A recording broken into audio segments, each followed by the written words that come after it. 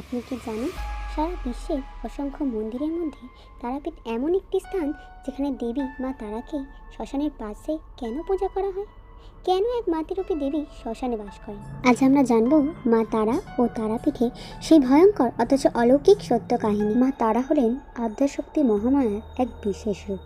তন্ত্রশাস্ত্রে তাকে দশম মহাবিদ্যার দ্বিতীয় মহাবিদ্যা বলা হয়।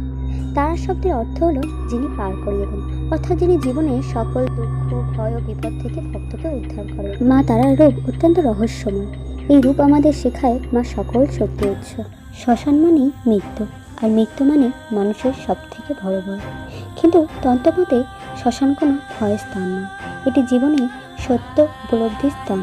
শ্মশানে ধনী গরিব রাজা প্রজা সকলেরই শেষ পরিণতি একই, সেখানে অহংকারের কোনো মূল্য নেই। মা তারা শ্মশানে অবস্থান করেন কারণ তিনি মানুষকে শেখান জন্ম মৃত্যু জীবনের অংশ। যে মৃত্যু ভয়কে জয় করতে পারে সেই প্রকৃত মুক্তি লাভ করে।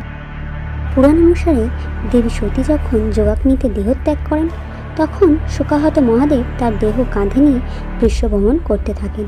তখন ভগবান বিষ্ণু সুদর্শন চক্রের মাধ্যমে সতীর দেহ 51 খণ্ডে বিভক্ত করেন।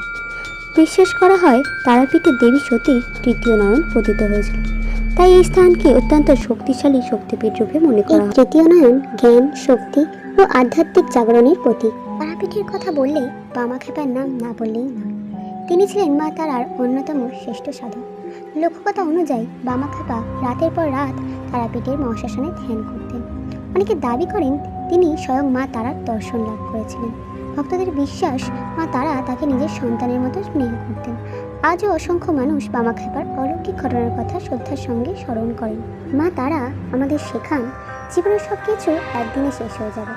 সম্পদ অহংকার ক্ষমতা কিছুই চিরস্থায়ী নয়, শুধু ভালো কর্ম ভক্তি ও ঈশ্বরের প্রতি বিশ্বাস মানুষের প্রকৃত সম্পদ।